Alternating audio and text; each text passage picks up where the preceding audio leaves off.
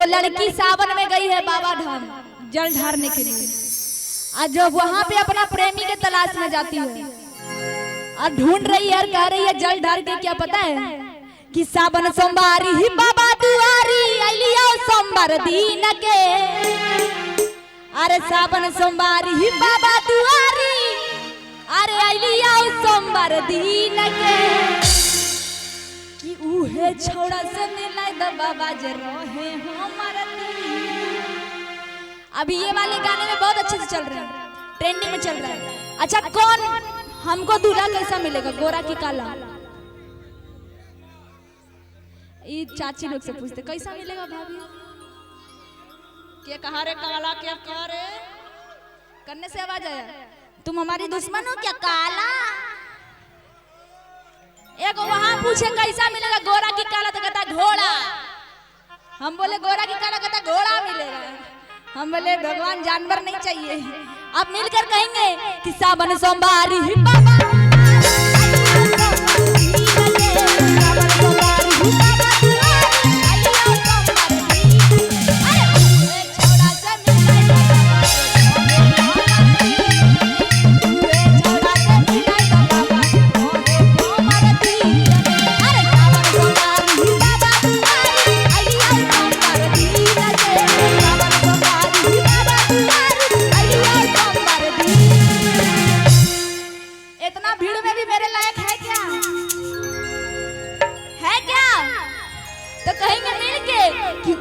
छोड़ा से मिला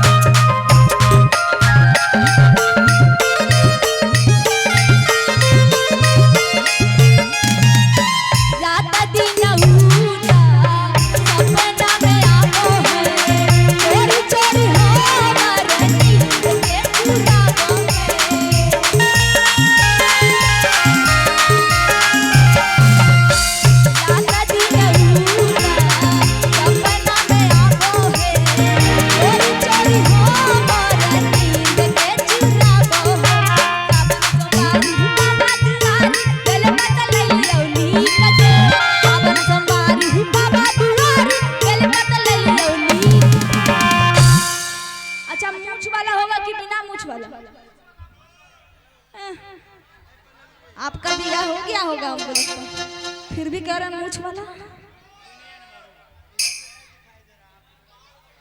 हम इधर आते हैं तो उनको दिक्कत होता है, कैमरा वाले भैया को। हाँ वो लोग भी बड़ी दूर से आते हैं, उनकी भी मजबूरी समझनी होगी ना। अगर वो नहीं आएंगे तो फिर आप तक वीडियो कैसे पहुंचेगा, ये भी तो बात है। एक बार आप लोग झूम के डांस कर दीजिए। एक देखिए वहाँ बाबू है, एक दादो है। हाँ भाग ले बाबा। चलिए दोनों हाथ उठा के डांस। देखिए हमारे बिहार झारखंड में एकदम ऐसे ऐसे करके डांस करता है। जितना भी आदमी आजकल डांस सीखा सब झारखंड बिहार से सीख गया। सही बात है। खेसारी जी का डांस देखते हैं एकदम ऐसे ऐसे करके सब लोग सीख गया खेसारी जी का डांस देख देख के। ढेर ही बच्चा खेसारी जी का डांस देख के सीख लिया खाली। हाँ अभी मिल के आप लोग भी वैसे दिखा दीजिए कि हम लोग भी बिहार झारखंड के शान है। दोनों हाथ उठा के एक बार बोल दीजिए कि उहे छौड़ा से मिलाई द बाबा।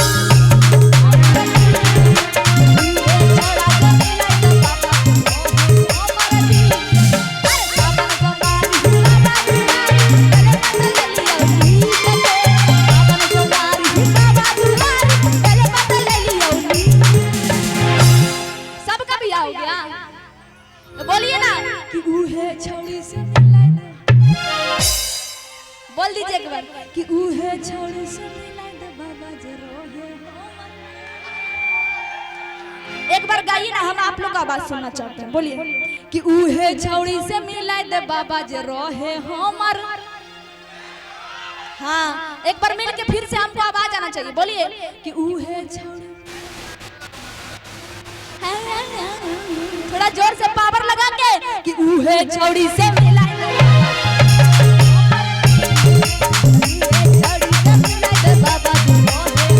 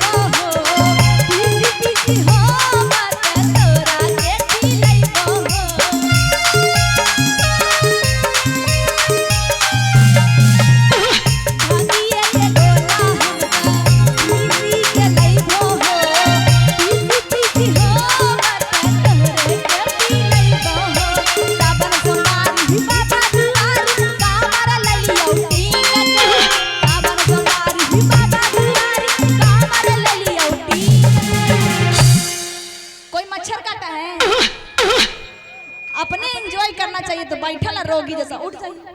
हाँ, सब मिल के झूम के एक बार डांस कीजिए। हाँ, उसका कुर्सियाँ छीन लीजिए, हमारा घर कुर्सी ले जाइए। हाँ, अब मिलकर एक बार झूम के कहिए कि ऊहे छौड़ा से मिलाए दे बाबा जे।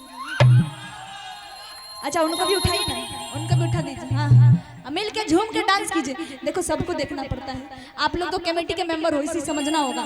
ऑडियंस के लिए प्रोग्राम रखवाए हो ना। हेलो। हाँ जी भैया प्रणाम। ये कमेटी नहीं समझेंगे तो फिर कौन समझे।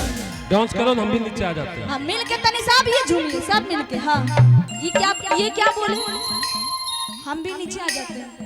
हाँ, तो जाइए ना, कब चाहिए? आप भी जाइए, कब जाइएगा? कल। हाँ, अब मिल के कहेंगे क्या कि सावन सोमवारी ही बाबा दुआरी, सावन सोमवारी ही बाबा दुआरी, सावन लइया अरे छोड़ा से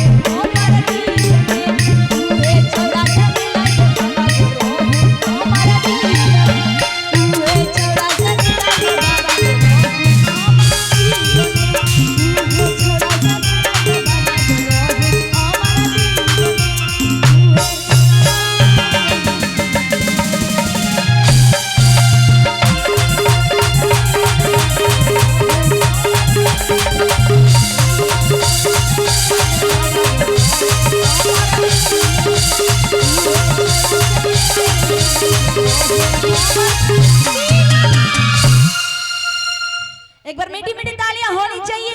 अब शंकर भगवान की। चलिए